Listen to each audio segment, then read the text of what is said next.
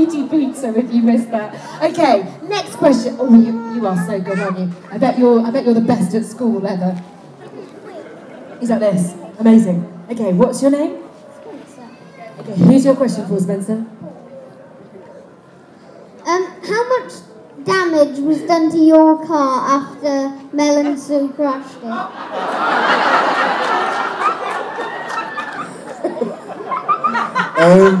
Listen, what actually happened was, this was 3 years ago on Bake Off, and the girls stole the key to my Aston Martin, and they didn't know how to start it, because it's a little glass key which you push in. And what they ended up doing, they asked somebody to ask me, can I hear the engine? They spotted it, went and told Mel and Sarah to start it.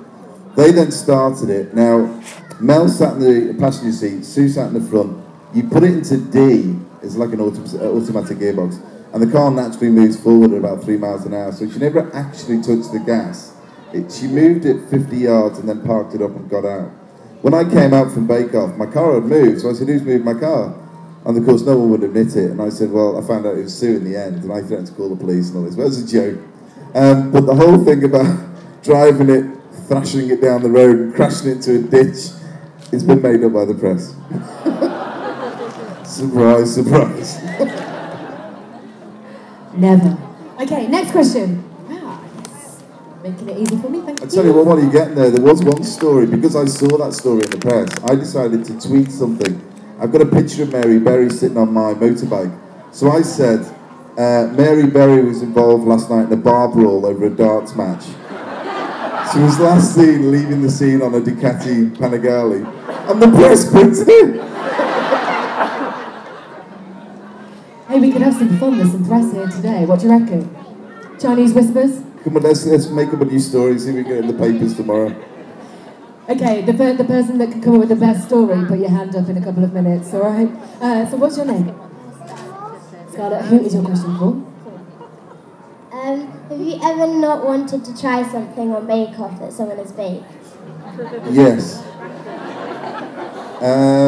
It was a couple of years ago, John Waite, who actually went on to win, made bagels, and he covered it in, there was so much salt in there, it was disgusting to eat. I stopped Mary from eating it because I knew she'd be sick. I put it in my mouth, took a bite, chewed on it. It was the most revolting thing I've ever tried. So yes, there has been a couple of things where they've just replaced the sugar for salt. It's quite easily done, casting sugar and salt, you know, so that's what they made that mistake. I did that with a margarita once. Wow, that was loud. I did that with a margarita once. You put it on the outside, yeah. To put it inside instead of on the outside. Don't ever do that. Big mistake. Okay, next question. Yes. I'm coming through. I feel like Challenge Annika. This is great. Okay, what's your name? Henry. Okay, Henry, here's your question for Paul. Anybody got any questions that aren't for Paul? Yes, I'm coming over to you. Okay, what's your question? What's the best thing you've ever made? Do you mean Bake Off or do you just mean ever? Ever, anything. My son.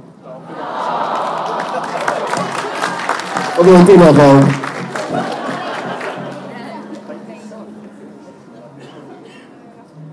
You can reiterate after that. Oh, can I? It's up to the parents now. Okay, where was my... She won't speak. Oh, have you lost your voice? Have you lost it? Has anyone... What's your name? Chloe, has anyone seen Chloe's voice anywhere? If anybody's seen it, can they bring it back? It's okay, because I'm incredibly shy, so I understand how this feels. So do you want to whisper it to me? And talk to me so I can hear your voice, and I'll try and be you. It's my mum's question. Oh, God. It's to Edd.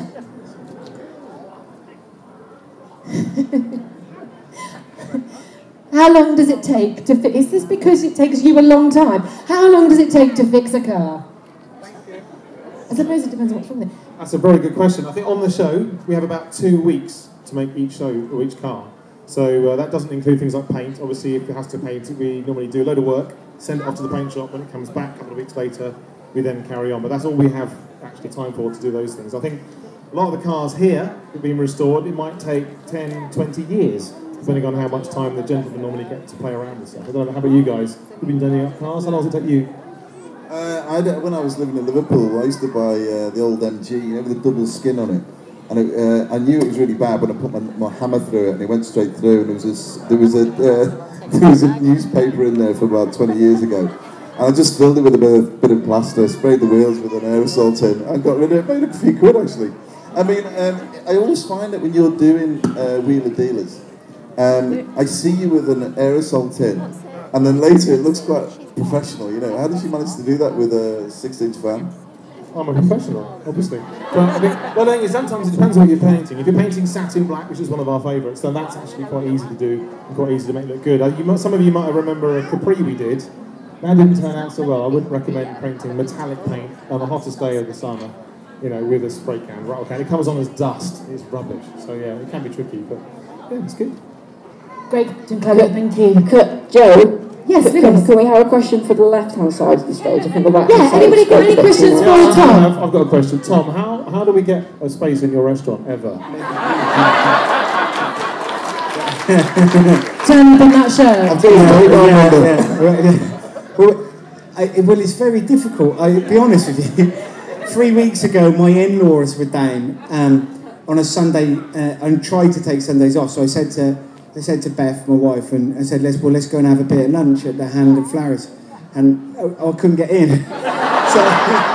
So we had to go to a pub up the road, which was fine. So I mean, it is really difficult. I mean, there is a story where the great, wonderful, amazing Chris Evans came for lunch, and we couldn't get him in either, and it was in the middle of November, and the only place there was a table outside. So he sat outside in his coat and his hat and had lunch, sat outside in the rain because he wanted lunch there so much. So it really meant we've turned like David Beckham away. We've turned it doesn't matter who it is. If we can't get you in, we can't get you in. So just keep trying on the internet and keep sending them messages, and they'll get back to you eventually.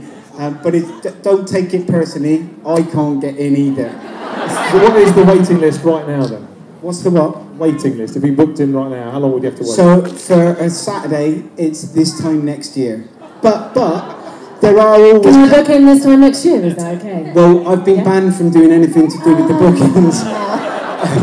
Because I used to say to everyone, yeah, no problem, Saturday, 8 o'clock, no worries. And then actually the biggest nightmare happened when I was on James's show on Saturday Kitchen, and I said, just turn up on a Saturday lunchtime, it's no problem, there's space.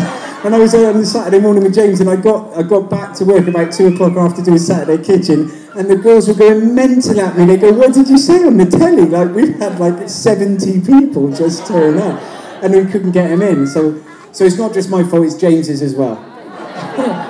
Shared responsibility. Okay, I've got a question here for James. It's not a question, I just wanted to thank James for cooking my minute steak last night. It was absolutely perfect. What's been going on there then? Do you want to explain? I walked into some picket fence enclosure, like some sheep enclosure, and there was a guy struggling on the barbecue, so I just offered to help, and I was there an hour and a half. Did you just shame her husband? No, it was the people who were paying. So yeah, I think you queued it, didn't you? Yeah, and you took over and cooked it and brought it to me personally. Yeah, so the guy that I helped just cleared off. He came back about an hour later, but yeah. So. I don't blame him. You're not going to stand there with James Martin. Joe, there's someone in a pink top, woman in a pink top, right in the middle, right in front, over there. Okay. Waving frantically. That'd be a really good question. I know, yeah. I did the run as well this morning.